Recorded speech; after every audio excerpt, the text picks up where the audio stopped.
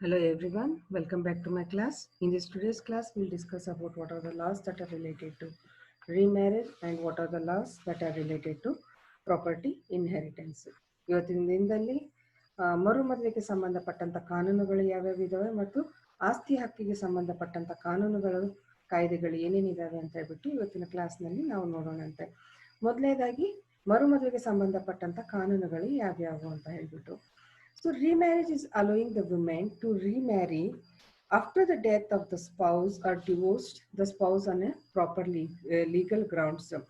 ಮರುಮದ್ವೆ ಯಾವಾಗ ಮಾಡ್ಕೊಳ್ಳಿಕ್ಕೆ ಸಾಧ್ಯ ಅಂತಂತಂದ್ರೆ ಯಾವಾಗ ಗಂಡ ತೀರ್ಕೊಂಡಿರ್ತಾನೋ ಅಥವಾ ಗಂಡನಿಂದ ವಿಚ್ಛೇದನ ಪಡೆದಿರ್ತಾಳೋ ಅಂತ ಒಂದು ಸಮಯದಲ್ಲಿ ಮರುಮದ್ವೆ ಮಾಡ್ಕೊಳ್ಳಿಕ್ಕೆ ಸಾಧ್ಯ ಆಗುತ್ತೆ. ಆದ್ರೆ 1956ಕ್ಕಿಂತ ಮುಂಚೆ ಮರುಮದ್ವೆಗೆ ನಮ್ಮ ಭಾರತೀಯ ಸಂಸ್ಕೃತಿಯಲ್ಲಿ ಯಾವುದೇ ರೀತಿಯಾದಂತ ಅನುವು ಇದ್ದಿದ್ದಿಲ್ಲ, ಮರುಮದುವೆ ಮಾಡ್ಕೊಳ್ಳಿಕ್ಕೆ ಅವಕಾಶಗಳು ಇದ್ದಿದ್ದಿಲ್ಲ. So the Hindu widow remarriage act 1856, also act 1856 enacted on 26th July 1856 legalized the remarriage of Hindu widows in all jurisdictions of India under East India Company rule.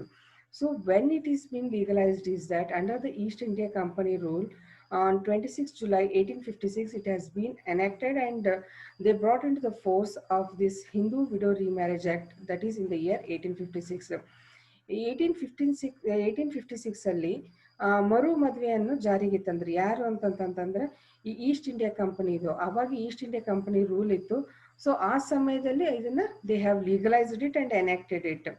And the Hindu ಯಾಕೆ ಇದನ್ನ ಜಾರಿಗೆ ತಂದ್ರು ಅಂತಂತಂದ್ರೆ, ಸೊ ಬಹಳ ತುಂಬಾ ಚಿಕ್ಕ ಚಿಕ್ಕ ವಯಸ್ಸಲ್ಲೇನೆ ಹೆಣ್ಮಕ್ಳಿಗೆಲ್ಲ ಮದುವೆ ಮಾಡ್ತಾ ಇದ್ರು.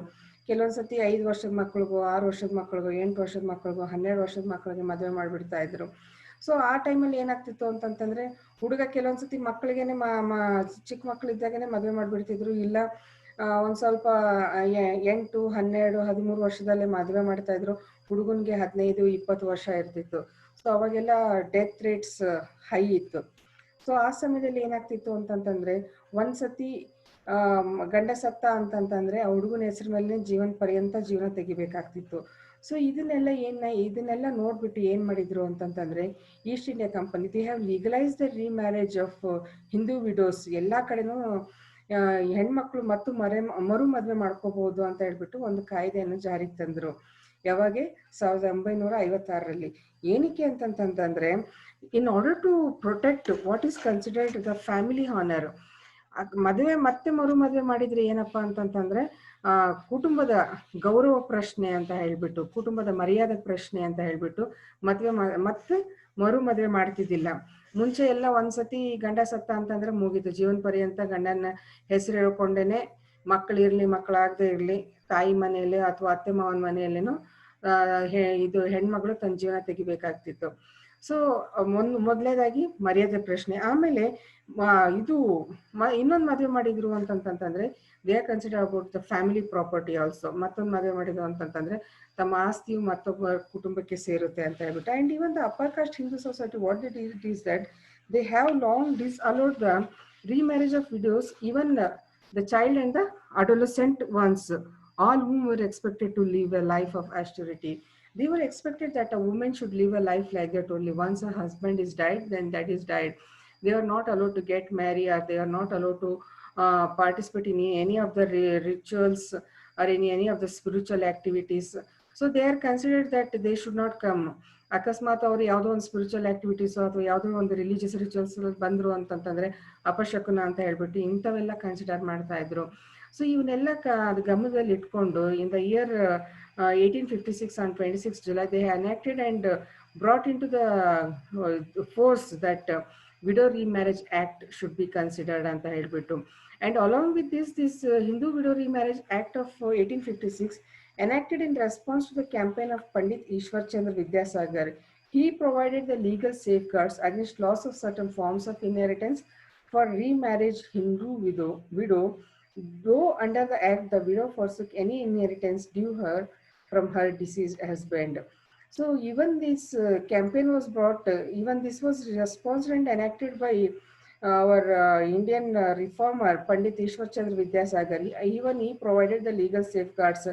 So ಯಾವ್ಯಾವ circumstances ಅಲ್ಲಿ if a widow gets remarried So what are the acts should be legalized, and what are the benefits that she should get, and what are the losses that she should bear. That has been even safeguarded by Pandit Ishwar Chandra Vidyasagar.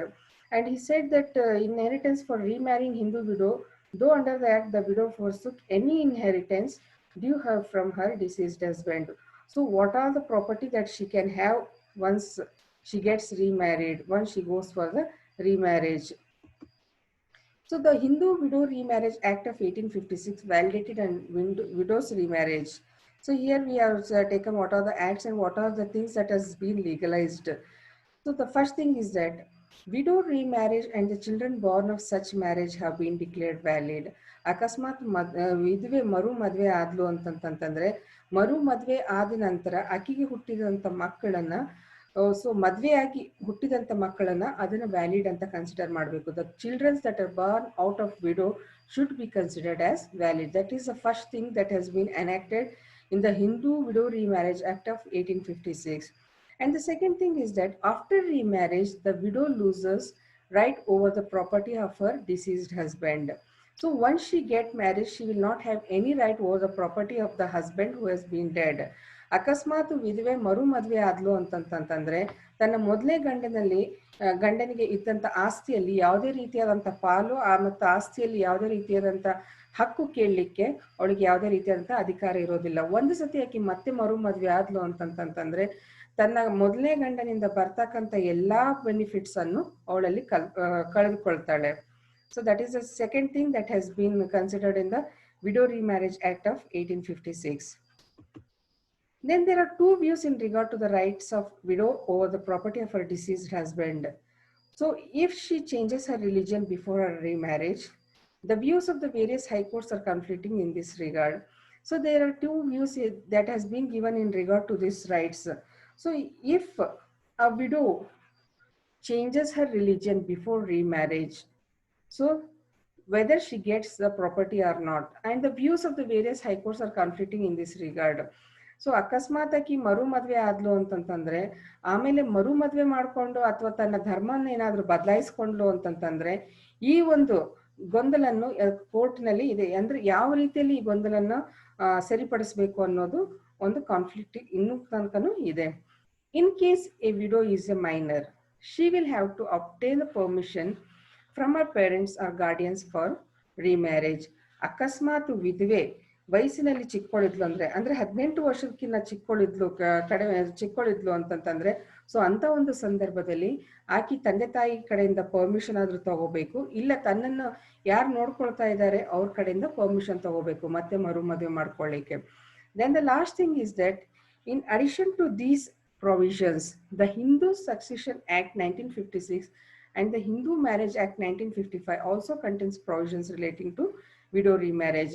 So in addition to this Hindu Succession Act 1956 and 1955, there are other provisions also that has been related to the widow remarriage. So the main thing that you have to keep in mind is that this Hindu Widow Remarriage Act was enacted and been legalized in the year 1856 under the rule of East India Company, and this has been legalized by Ishwar Chandra Vidyasagar, and he has given certain legal safeguards. These are the main things, and these are the 5 points that has been given in enacting these rules. So this is about the Hindu widow the laws that are related to remarriage. Next we'll look towards what are the laws that are related to property and inheritance. So ಇದಕ್ಕೆ ಆಸ್ತಿಯ ಹಕ್ಕಿಗೆ ಸಂಬಂಧಪಟ್ಟಂತ ಕಾಯ್ದೆಗಳು ಏನೇನಿದಾವೆ ಅಂತ ಹೇಳ್ಬಿಟ್ಟು ನಾವು ನೋಡ್ಕೊಳ್ಳೋಣ ಅಂತೆ. So ಆಸ್ತಿ ಹಕ್ಕಿಗೆ ಸಂಬಂಧಪಟ್ಟಂತ ಕಾಯ್ದೆಗಳು ಯಾವ್ಯಾವ ಇದಾವೆ ಅಂತ ನೋಡ್ಕೋಬೇಕಂದ್ರೆ first we have to know what are the constitutional provisions that has been given in our fundamental rights. So ನಾವು ಫಂಡಮೆಂಟಲ್ ರೈಟ್ಸ್ ನಾವು ನೋಡ್ಬೇಕಾದ್ರೆ there are 7 fundamental rights, that is right to equality, right to freedom, right against exploitation, right to freedom of religion, then right cultural and educational right to property, and constitutional rights, constitutional remedies. So there are 7 rights that has been given, but right to property was removed from the list of the fundamental rights by the 44th Constitution Amendment Act in the year 1978, and after this amendment it was made legal right under Article 300A in Part 12 of the Constitution. So at present we can say that there are 6 fundamental rights. So what are the laws that are related to property inheritance? The general law relating to the inheritance and succession can easily be referred to the Indian Succession Act 1925. And under this act, every Indian is entitled to equal shares on inheriting the property on the death of a person. ಪ್ರತಿಯೊಬ್ಬರಿಗೂ ಆಸ್ತಿಯಲ್ಲಿ ಹಕ್ಕು ಸಿಗಲೇಬೇಕು ಅಂತ ಹೇಳ್ಬಿಟ್ಟು ಅದು ಯಾವಾಗ ಜಾರಿಗೆ ಬಂತು ಅಂತಂತಂದ್ರೆ Indian succession act, that is in the year 1925. So ಈ ಒಂದು ಕಾಯ್ದೆ ಪ್ರಕಾರ ಏನು ಅಂತಂತಂದ್ರೆ ಪ್ರತಿಯೊಬ್ಬ ಭಾರತೀಯನಿಗೆ ತನಗೆ ಆಸ್ತಿಯಲ್ಲಿ ಹಕ್ಕು ಕೊಡಲೇಬೇಕು ಅಂತ ಹೇಳ್ಬಿಟ್ಟು every Indian is entitled to get an equal shares on inheriting the property on the death of a person. ಈಗ ಯಾರೋ ಒಬ್ಬ ವ್ಯಕ್ತಿ ಸತ್ತಿದ್ದಾನೆ ಅಂತಂತಂದ್ರೆ, ಕುಟುಂಬದಲ್ಲಿ ಒಂದು ವ್ಯಕ್ತಿ ಸತ್ತಿದ್ದಾನೆ ಅಂತಂದ್ರೆ ಆ ವ್ಯಕ್ತಿಗೆ ಇರುವಂತ ಏನೇನು ಆಸ್ತಿಗಳಿದಾವೋ ಆ ಆಸ್ತಿ ಎಲ್ರಿಗೂ ಸರಿ ಸಮಾನವಾಗಿ, ಹೆಣ್ಮಕ್ಳಿಗೂ ಗಂಡು ಮಕ್ಳಿಗೂ ಸರಿ ಸಮಾನವಾಗಿ ಕೊಡ್ಲೇಬೇಕು ಅಂತ ಹೇಳ್ಬಿಟ್ಟು this Indian succession act 1925 has been referred. In India, women's access and rights of ownership over family property, both movable and immovable, in absence of a will, is governed by the succession law based on religion. So again, when it comes to the property inheritance, ಆಸ್ತಿ ಹಕ್ಕುಗಳಲ್ಲಿ ನಾವು ಕಾಯ್ದೆಗಳು ಏನೇನಿದಾವ ಅಂತಂತಂದ್ರೆ ಆ ಧರ್ಮಕ್ಕೆ ಅನುಗುಣವಾಗಿ ಕಾಯ್ದೆಗಳಿರ್ತವೆ. So Hindu marriage, Hindu property act ಹಿಂದೂಸ್ಗೆ ಅದೇ ಅವ್ರಿಗೆ ಆದಂತ ಒಂದು ಕಾನೂನುಗಳು. Christians they believe in certain things, and Muslims ಯಾರಿಗೆ ಕೊಡಬೇಕು ಯಾರಿಗೆ ಕೊಡಬಾರ್ದು. Every religion it goes with every religion regarding the property inheritance. So in generally in India, women access and rights of ownership over family property, both movable and immovable property. What are these movable and immovable property? Movable property is like basic facilities, we can say that ಯಾವುದು fridge ಆಗಿರ್ಬೋದು, washing machine ಆಗಿರ್ಬೋದು, ಆಮೇಲೆ TV, all the basic facilities we can say all this are the movable property. Car ಆಗಿರ್ಬೋದು, vehicles ಆಗಿರ್ಬೋದು, any vehicles, bikes or anything. These are the immovable property. And immovable property is ಇದು ಹೊಲಗಳು, ಆಮೇಲೆ ಮನೆ, ಜಾಗ, the open plots, or we can say that sites and houses and fields. These are the immovable property. So movable property ಮೇಲೂ immovable property ಮೇಲೂ in India women has got the access in the family. ಗಂಡು ಮಕ್ಕಳಿಗೆ ಎಷ್ಟು share ಕೊಡ್ತಿರೋ ಹೆಣ್ಮಕ್ಳಿಗೂ ಅಷ್ಟೇ share ಕೊಡಬೇಕು. ಈಗ ಒಂದು ಕುಟುಂಬದಲ್ಲಿ 10 ಜನ ಇದ್ದಾರೆ ಅಂತ, ಇದು ಒಂದು ಕುಟುಂಬಕ್ಕೆ 10 ಎಕರೆ ಹೊಲ ಇದೆ ಅಂತಂತಂದ್ರೆ, ಸೊ 10 ಎಕರೆದಲ್ಲಿ 4 ಜನ ಮಕ್ಕಳಿದ್ದಾರೆ ಅಂತಂದ್ರೆ ಅವರಿಗೆ ಸರಿ ಸಮಾನವಾಗಿ ಹಂಚಲೇಬೇಕಾಗುತ್ತೆ. ಸೊ ಇಬ್ರು ಹೆಣ್ಮಕ್ಳು ಇದ್ದು ಇಬ್ರು ಗಂಡು ಮಕ್ಳಿದ್ರೆ ಗಂಡು ಮಕ್ಳಿಗೆ ಇಬ್ರು ಗಂಡು ಮಕ್ಳಿಗೂ ಅಷ್ಟೇ ಕೊಡ್ಬೇಕು, ಇಬ್ರು ಹೆಣ್ಮಕ್ಳಿಗೂ ಅಷ್ಟೇ ಕೊಡ್ಬೇಕು. ಎಲ್ಲಾ 4 ಜನ ಮಕ್ಕಳಿಗೆ ಈಕ್ವಲ್ ಆಗಿ 10 ಎಕರೆದಲ್ಲಿ ಎಷ್ಟು ಬರುತ್ತೆ ಅಷ್ಟು ಹೊಲನ ಹಂಚ್ಕೊಡ್ಲೇಬೇಕಾಗುತ್ತೆ. So that is that has been enacted over here. Under Hindu law prior to 1937, a woman did not have the right to own any property at all except what she received from her parents at the time of her wedding. So if we look towards this has been inherited and succeeded, and which has been referred to the Indian Succession Act 1925 we have seen here. That is the general law related. But under the Hindu law prior to 1937, before 1937, a woman did not have the right to own any property at all. So 1937 ಮುಂಚಿತವಾಗಿ ಹೆಣ್ಮಕ್ಳಿಗೆ ಆಸ್ತಿಯಲ್ಲಿ ಯಾವುದೇ ರೀತಿಯಾದಂತ ಹಕ್ಕು ಇರ್ತಿದ್ದಿಲ್ಲ. ಅವ್ರದ್ದು ಏನಂತಂತಂದ್ರೆ ಮದುವೆ ಮಾಡ್ಕೊಡ್ಬೇಕಾದ್ರೆ ಅವ್ರಿಗೆ ಕೊಟ್ಟಂತ ಬಂಗಾರ, ಬೆಳ್ಳಿ ವಸ್ತುಗಳು ಅಥವಾ ಪಾತ್ರೆ ಸಾಮಾನಾಗಿರ್ಬೋದು, ಬಟ್ಟೆ ಬರೆಗಳಾಗಿರ್ಬೋದು, ಅಥವಾ ಏನೋ ಗಾಡಿ ಕೊಟ್ಟಿದಾರೋ, ಮನೆ ಕೊಟ್ಟಿದಾರೋ, ಏನೋ ಏನ್ ಕೊಟ್ಟಿದ್ದಾರೆ ಮದುವೆ ಟೈಮಲ್ಲಿ ಅದು ಮಾತ್ರ ಇತ್ತು. ಅದನ್ನ ಬಿಟ್ಬಿಟ್ಟು ಅವ್ರು ಮದುವೆ ಮಾಡ್ಕೊಂಡು ಹೋದ ನಂತರ ತಾಯಿ ಮನೆ ಕಡೆಯಿಂದ, ತವ್ರ ಮನೆ ಕಡೆಯಿಂದ ಅವರಿಗೆ ಯಾವುದೇ ರೀತಿಯಾದಂತ ಆಸ್ತಿಯಲ್ಲಿ ಪಾಲಿದ್ದಿದ್ದಿಲ್ಲ. ಯಾವಾಗ ಇದು ಬಿಫೋರ್ 1937 ಅವ್ರಿಗೆ ಮದುವೆಯಲ್ಲಿ ಏನ್ ಸಿಕ್ಕಿದ್ದು ಅದು ಮಾತ್ರ ಅವರಿಗೆ ತಾಯಿ ಮನೆ, ತವ್ರ ಮನೆ ಕಡೆಯಿಂದ ತೆಗೆದುಕೊಂಡು ಹೋಗುವಂತ ಒಂದು ಅವಕಾಶ ಇತ್ತು. ಅದನ್ನ ಬಿಟ್ರೆ ಬೇರೆ ಯಾವುದೇ ಆಸ್ತಿಯಲ್ಲಿ ಪಾಲು ಕೇಳುವ ಅಧಿಕಾರ ಅಥವಾ ಅವಕಾಶಗಳು ಇದ್ದಿದ್ದಿಲ್ಲ ಹೆಣ್ಮಕ್ಳಿಗೆ. That is before 1937. Then the Hindu Succession Act 1956 was a breakthrough in terms of giving Hindu women a full and equal share of the husband property as the children, yet the male bias persisted. So the changes has been taking place. So first we look towards 1925 notice, 1925 where it has been enacted, and again in the 1937, prior to the 1937 women didn't have any rights to take anything or ask any from the parents. And this Hindu Succession Act 1956, it brought a very big breakthrough in terms of giving Hindu women a full and equal share of the husband property as the children, yet the male bias persisted. ಅಂದ್ರೆ 1956 ಅಲ್ಲಿ ಏನು ಜಾರಿಗೆ ಬಂತು ಅಂತಂತಂದ್ರೆ ಈ ಹಿಂದೂ ಹೆಣ್ಮಕ್ಳಿಗೆ so ಗಂಡನ ಕಡೆಯಿಂದ ಮಕ್ಕಳಿಗೆ ಯಾವ ರೀತಿಯಾದಂತ ಇದು ಪ್ರಾಪರ್ಟಿಯಲ್ಲಿ ಶೇರ್ ಹೋಗುತ್ತೋ ಅದೇ ರೀತಿಯಲ್ಲಿ ತನಗೂ ಪ್ರಾಪರ್ಟಿಯಲ್ಲಿ ಶೇರ್ ಬರಬೇಕು ಅಂತ ಹೇಳ್ಬಿಟ್ಟು ಅದು ಒಂದು ದೊಡ್ಡ ಹೋರಾಟನೇ ಆಯ್ತು. ಮತ್ತು ಅದರಲ್ಲಿ ಇದು they bought it in the in year 1956. And again in the year again in the year the amendment has taken place in 2005, and it took a progressive step of making daughters in par with the sons, such that they receive an equal birthright to a share in the natal family's ancestral property, that is parents' property. So 1956 act ಆದ ನಂತರ ಮತ್ತೆ 2005 ಅಲ್ಲಿ ಇನ್ನೊಂದು amendment act ಆಯ್ತು. ಏನು ಅಂತಂತಂದ್ರೆ so all daughters R equal in ಪಾರ್ with the sons. ಎಲ್ಲಾ ಹೆಣ್ಣು ಮಕ್ಕಳು ಗಂಡು ಮಕ್ಕಳಿಗೆ ಸರಿ ಸಮಾನ ಅಂತ ಹೇಳ್ಬಿಟ್ಟು ಅವರಿಗೂ ತಮ್ಮ ಪೂರ್ವಜರ ಆಸ್ತಿಯಲ್ಲಿ ಇದು ಗಂಡು ಮಕ್ಕಳಿಗೆ ಯಾವ ತರನಾದಂತ ಶೇರ್ಸ್ ಕೊಡ್ತಾರೋ ಅದೇ ರೀತಿಯಲ್ಲಿ ಹೆಣ್ಮಕ್ಳಿಗೂ ಅಷ್ಟು ಪ್ರಾಪರ್ಟಿ ಶೇರ್ ಕೊಡ್ಲೇಬೇಕು ಅಂತ ಹೇಳ್ಬಿಟ್ಟು 2005 ಅಲ್ಲಿ ಇದು ಜಾರಿಗೆ ಬಂದು ಇದೊಂದು ಅಮೆಂಡ್ಮೆಂಟ್ ಆಯ್ತು.